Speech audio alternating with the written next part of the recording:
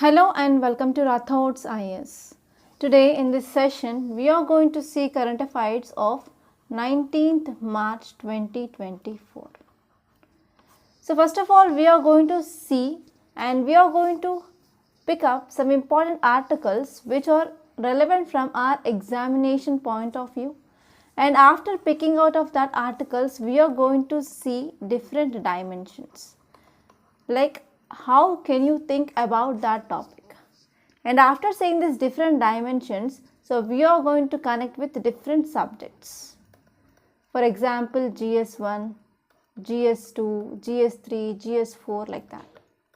So that you will be getting a multi-dimension approach.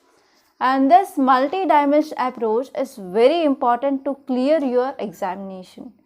So this multi-dimensional approach is important to write your mains answers and even your essay. And even this approach will helps you to get your own perspectives. So to come up with your own perspectives, so this approach is very important. So let us see the front page. So here we are discussing about this topic of Supreme Court judgment regarding electoral bond scheme and about the Supreme Court orders to SBI, that is State Bank of India. So again the same thing which is seen in news. So title says that disclose complete details of poll bonds. Supreme Court tells SBI. Okay, so this article is very important because recently Supreme Court came up with a judgment. So in that judgment, Supreme Court said that electoral bonds, they are unconstitutional and they are null and void because so there is anonymous funding to this political parties is happening through this electoral bonds. So because of this it is unconstitutional. So this is the judgment which is given by Supreme Court recently. So here not only this judgment but even Supreme Court ordered SBI, that is State Bank of India, for what? The Supreme Court ordered State Bank of India that to release the data regarding the donors, like who donated the money to political parties. So about the donors also Supreme Court released. Okay, Supreme Court ordered this SBI to release the data. So the issue here is SBI released partial data, not complete data. So again now Supreme Court intervened and it is saying that SBI to disclose complete details of this electoral bonds.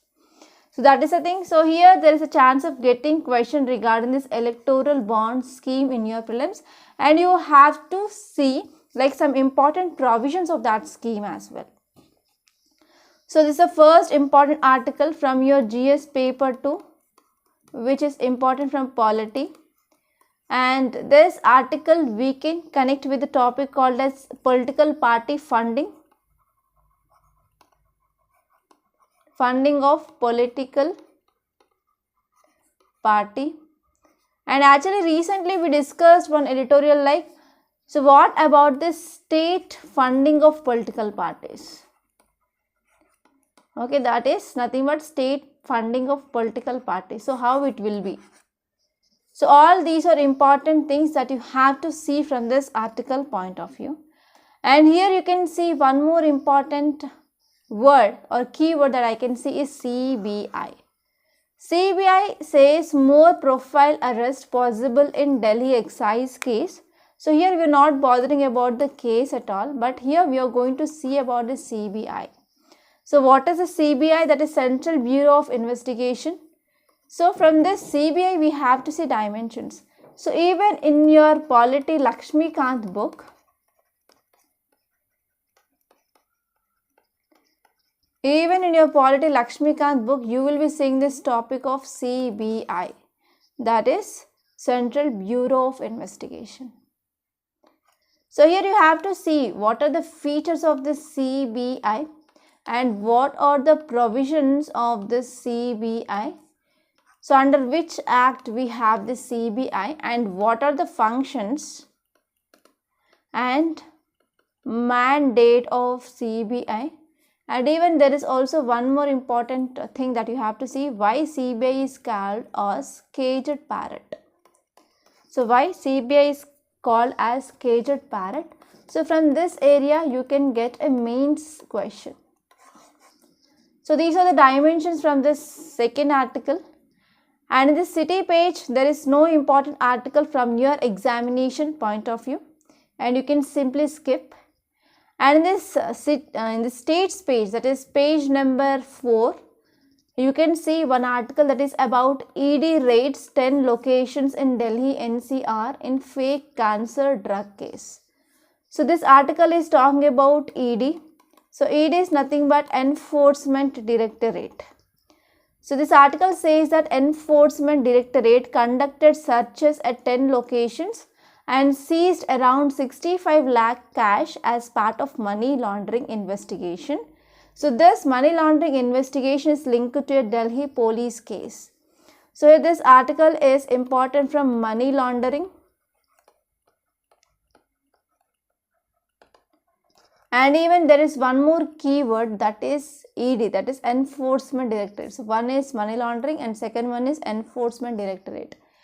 And here you have to see like what is this money laundering, first important thing. And next one is what are the important causes of this money laundering and what are the steps involved in this money laundering and what is the impact of this money laundering on our economy, society, etc. So from these dimensions point of view, you have to see this money laundering topic. And next one is ED. So you have to see like important features of this ED and any laws or acts regarding this ED, functions and mandate. So you have to see like what are the functions and mandate of this ED. So all these are important. And if you move on to the another page, that is page number 5, here you can see one article that is Tamilisai resigns as governor and LG to contest Lok Sabha election. So the key word here is governor resignation. So key word is governor resignation. So this topic is important from GS paper 2 under polity. So we can see only from polity point of view, not in other subjects. So this article is very important and there is a high chance of getting prelims question. So there is high chance of getting prelims question based on this topic of governor resignation. So it is very important. And now let us see some important facts regarding this topic. So the context says that is like why it is in news is Tamilisai Soundararajan, governor of Telangana and lieutenant governor of Pondicherry, resigned from her two posts. Why? To contest in Lok Sabha elections. So if you see details, it says that a governor holds office for how many years? That is for 5 years. So for 5 years the term of governor will be there from the date on which enters upon his office. And further this term of 5 years is subject to the pleasure of president. So this tenure is subjected to the pleasure of president. Further he resign at any time. So he can resign at any time. So at that time he or she may address resignation letter to the president, the first citizen of India. So this is very important prelims related fact. And president may transfer a governor appointed to one state to another state for the rest of the term. So for the rest of the term here, president may transfer a governor who appointed to one state to another state as well. So it is a power which lies with president. So Supreme Court said that the pleasure of president is not justifiable. Okay, Supreme Court held that pleasure of president is not justifiable. So it is also very important prelims fact. The governor, he has no security of tenure, and even governor will be not having no fixed tenure of office. So he may be removed by president at any time. At any time here president can remove the governor. So the constitution does not lay any grounds upon which a governor may be removed by the president. So governor can hold office even beyond the tenure of 5 years until his successor assumes the charge. So the underlying idea is that there must be a governor in the state, there cannot be intergun. Okay, so here why we need this governor post? Because center needs to control state. So center is controlling the state through this post called as governor post. So if we are talking about this governor, our Constitution of India envisages the same pattern of government in the states as it for center. So we are having this parliamentary form of democracy or parliamentary system of government in our country, right? So if we are talking about the systems of government, normally we have two types. So one is presidential form and second one is parliamentary form. So unfortunately at central level and at the state level, we have this parliamentary system of democracy, and especially article 153 to 167, so which are present in part 6 of our constitution. So these articles, they will deal with state executive. So the state executive consists of governor, chief minister, council of ministers and advocate general of the state, and there is no office of vice governor like that of vice president at the center. So this is also one important prelims related fact.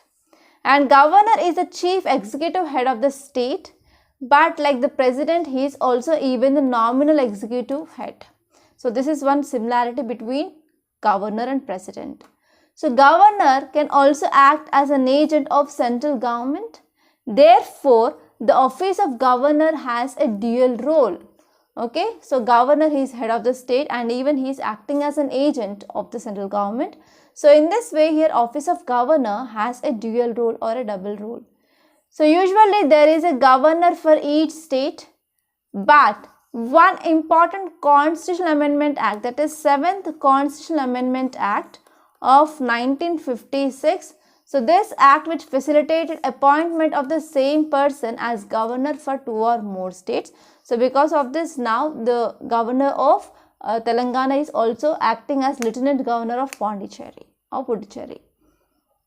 So now let us see next important topic. It is about VSSC ISRO develop multi-purpose app Sakhi to assist Gaganyaan crew. So actually you know that we are having a very ambitious project, that is Gaganyaan mission, that is to send humans into space. And here to assist these people, we came up with a scheme called as Sakhi. So how can you expect a question? So recently Sakhi app is in news, what it is related to. So in this way you can expect a very simple question also. So if you see the context, it says that Vikram Sarabhai Space Center and Indian Space Research Organization facility, so they has developed a multi-purpose app. Okay, so they has developed a multi-purpose app and that will help astronauts on Gaganyaan space flight mission carry out a range of tasks such as looking up vital technical information for communicating with one another, especially for communicating with one another. So here Vikram Sarabhai Space Center and ISRO came up with this multi-purpose app, that is Sakhi. So we're talking about details, space-borne assistant and knowledge hub for crew interaction, that is Sakhi. Sakhi will, among other things, they monitor the health of astronauts, and even this app will be help to stay connected with Earth, and also they will provide alerts in their dietary schedules also. So in this way here, so this app will be helpful and even assisting this astronauts. So if you're talking about some facts regarding this Gaganyaan mission, so first of all you have to see like which country's mission is this. So this Gaganyaan is ISRO's mission, and under this Gaganyaan schedule, so 3 flights they will be sent to orbit. So there will be 2 unmanned flights and 1 will be human space flight. So in this Gaganyaan system module, so we have orbital module, So in this orbital module, we will be having 3 Indian astronauts, including a woman. So here this spacecraft, it is going to circle Earth at low Earth orbit. So what is altitude? It is around 300 to 400 meters from the Earth's surface, and they will be moving around the Earth for 5 to 7 days. So if you see this image which talks about how this Gaganyaan mission will works. So here we are using this GSLV Mark 3, okay, and we are using this and we are launching this, and after 16 minutes, so this rocket will be reaching this low Earth orbit, and after that the deployment will be happening. So in the space they will be spending for 5 to 7 days. And next one is reorientation will be happening, deboosting will be happening, and finally that will be coming back to the Earth's surface. So in this way here, so this Gaganyaan mission had been planned. So now let us go back to newspaper. Okay, so here in this editorial page, so there are very important articles. The first one, it is about violence, homelessness and women's mental health. So women's mental health is very, very important. Okay, because I can say like women will be playing a very important role in a family. So if woman, she is not having the proper mental health, so that family will go into the problems like violence, homelessness, etc. So now let us see this article in detail. So apart from this, there is also one more article that is about MIRV technology. So you have to see like what does this MIRV. So MIRV is nothing but multiple independently targetable re-entry vehicles. Okay, so here this article is at most important. So here there is a high chance of getting your prelims and as well as mains based question regarding this MIRV. So what is that, everything, and this article is at most important. Okay, so now let us see this topic in detail. As I said, this article is important from GS paper 3 science and technology. So you can expect both prelims and also mains based question regarding this MIRV technology. So now let us see what is this MIRV technology. So Agni 5 ballistic missile test recently happened under this mission Divyastra. So this mission was conducted by DRDO, that is Defense Research and Development Organization. So here normally if you are talking about the missile, so they will be having only one single payload, but here multiple independently targetable re-entry vehicle, that is MIRV technology. So it is having the capability to carry multiple warheads. Okay, so whenever it is missile has been started means, so it will be deploying these targets in the different areas. So here India has recently made a significant advancement in missile technology, and because of this advancement, India joined a select group of nations. So these nations, they are having this multiple independently targetable vehicle, that is MIRV vehicle, that is multiple independently targetable re-entry capabilities. So actually, so this mission is called as Mission Divyastra. So here from this mission point of view also you can get a prelims based question.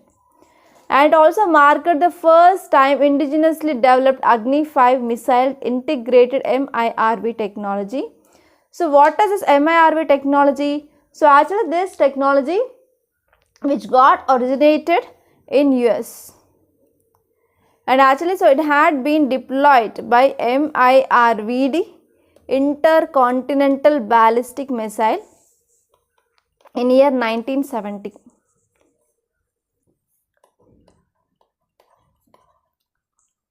Here you have to see what are the advantages or significance of this MIRV technology. So MIRV, which allows a single mission to carry multiple warheads, like once in a go, so they can go for carrying of warheads like 3 to 4, and they are having a capability of hitting the different locations independently. And this MIRV technology enhances any missile's effectiveness by increasing the number of potential targets. And this MIRV can be launched from both land-based platforms and as well as sea-based platforms. for example submarines, and expanding their operational flexibility and range.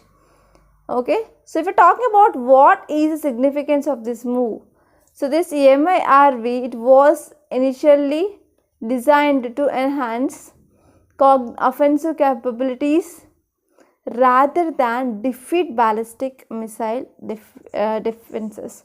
So rather than that, we are going for this ballistic missile defenses, so we can go with this MIRVs. And even their ability to deploy this multiple warheads, it is independently make them significantly more challenging to defend. So because of this, we need this type of what? Missiles, right? And now let us see next topic. It is about violence, homelessness and workers' mental health. So especially it is talking about women's mental health, and actually we can link this topic with women empowerment. So this topic is very important from society and social issues. So from society and social issues point of view, so this article is very important. So we're talking about women's mental health. National Family Health Survey presents a sobering picture of the pervasive violence against women in India. So almost 30% of women, so they are between the ages of 18 to 49 years, so they experience physical violence. Okay, they experience physical violence, and beginning at the age of 15, 6% they reported sexual violence. And almost about 30% of women who are between the ages of 18 to 49, so they have experienced physical violence beginning at the age, and about 6% they reported sexual violence among this age. So in this way, through this evidences, we can understand that violence and mental health conditions, they have reciprocal, okay, they have a reciprocal cause and effect relationship. And even both factors is significantly highlighting the risk of homelessness. So even they said about this homelessness as well. So what is the need? The need here is we have to develop comprehensive solutions, and these comprehensive solutions, they should be based on systematic unpacking of multiple factors and even interactions that they are going on with this violence against women. And next one is recognizing and compensating women. So we have to recognize the women who are particularly vulnerable, and for their unpaid labor in rural households or in the urban households. So they have to create the space for the women to find supportive networks, and even we can focus on alternative family structures outside of typical heteronormative relationship. So next one is we can also ensure access to the basic income like housing and perhaps ownership or land ownership, etc. So we have to focus on especially like how can we provide basic income and housing facilities and as well as land ownership facilities, so that we can offer economic independence, and we can reduce the vulnerability of this homelessness. And not only this, we can also focus on amending this education system or like education environment. So we have to increase the number of schools and buildings, etc., so that here people, they will come and they will learn something. And we have to focus on like how can we help this that is adolescent interrogate. That means how can we help this adolescent people, and we can see like what are the challenges which are faced by this adolescent children or adolescent people, so that we can take some steps to stop this violence against women. So these are some important articles, and if you are going to this text and context, there is one article that is about on FTA with European countries. So if you see context, India and EFTA, that is Trade and Economic Partnership Agreement, with this EFTA that we came up. So it is the latest in India's recent free trade agreement, and also we can say like the name suggests that the thrust of FTA is deeper economic engagement with EFTA countries. So actually these EFTA countries are SLIN countries, SLIN, Switzerland, Liechtenstein, Iceland and Norway. So as its name suggests, is saying that this EFTA is between these 4 countries. And the chief important gain of this EFTA market, it is we can have more access to India due to tariff concessions. And India is also mandated to eliminate this tariff on the most products of this. Okay. So here if you're talking about tariff, so tariff is nothing but like import duty and export duty. So the chief gain is nothing but, especially we are going to have tariff free or tariff concessions such that we can eliminate this tariff on this most products within this 7 to 10 years. And this one is gold accounts for even 80% of merchandise imports from EFTA countries, and even we will be getting dairy, soya, coal and some sensitive agriculture products, so that we can be getting on this. Okay, so this is about this topic, and these are the very important articles that appeared in our today's Hindu newspaper. In this opinion page, there is one article which is important, that is all eyes are now on Indian Ocean region. So let us draw map of India. So here we have Arabian Sea, here we have Bay of Bengal. So this is Indian Ocean region, right?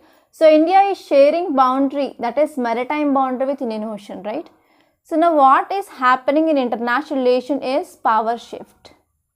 So power shift is happening from west towards east. That means power from Atlantic Ocean is moving towards Indo-Pacific region. So because of this, many countries, they want to increase their presence in this Indian Ocean. So here you have to see like what is the role of India, okay, in this Indian Ocean region. Okay, what is the role of India in this Indian Ocean region? So that you have to see. And one more important thing here is, so which countries are coming closer, like which countries are coming closer towards India to improve the relations, especially to show their presence in this Indian Ocean to counter this China. Okay, so here you have to see like why this policy shift is happening and what are the important message that we can show to the other countries. Like India needs to convey a clear message to its strategic partners, okay, and even we have to prioritize Indian Ocean region, and we can come up with this IORA, that is Indian Ocean Rim Association audit properly. Okay, so these are some important things that we can see. And actually in this Indian Ocean region nowadays there are some issues like Maldives. So Maldives became headache for India, right? So you have to see that also. And next, if you are moving to this text and context, I discussed about this topic regarding FTA with European countries. Okay, I discussed already. And if you move on to the states or news page in this page number 10. So here you can see the same article which is talking about Supreme Court order on electoral bonds disclosure does not cover full details from March 2018. So again there is mismatch in the data which is released by SBI regarding this electoral bonds, and we have to wait and see what is going to be happen. And in this page you can see vaccine for dengue may be out in markets by mid 2026 says IIL, that is Indian Immunologics Limited. So here you have to focus on this word dengue. So dengue is caused by which mosquito bite? Please let me know. And dengue is caused by normally virus, that is dengue virus, and you have to see like what are the signs and symptoms of this dengue. Okay, so that's it. So these are the very important things. And in this business page I found nothing. And in this world page, yes, there is one very important article, that is famine. Famine is imminent in northern Gaza, says United Nations as Israel raids hospital again. So here you have to focus on in which countries we are having these famines. So here from this area you can expect a prelims based question. So United Nations Food Agency said that famine is intermittent in northern Gaza. 70% of remaining population is experiencing catastrophic hunger, and even there is escalation of war that could push around half of Gaza's total population to the brink of starvation. So in the Gaza, yes, people, they are facing the starvation. So there is a huge famine that is seen. So this is a thing which mainly said by United Nations. So in this context, what is the role of World Food Program and what is the role of international organization to ensure humanitarian aid to these people? So from this point of view, you have to see, and there is a high chance of getting Israel and Gaza map in your prelims. So you have to see the map as well. So these are the very important articles that appear in our today's Hindu newspaper. So by this I am concluding. If you really like this class, hit the like button and don't leave the class without hitting the like button, and please do share the class. And because of some unfortunate situation, I have to record this video on this laptop. So as soon as possible, I will be taking the classes on the digital board soon. That's all for today. Thank you so much for watching, and don't forget to subscribe to this Rathods IAS Academy, and thank you so much for watching.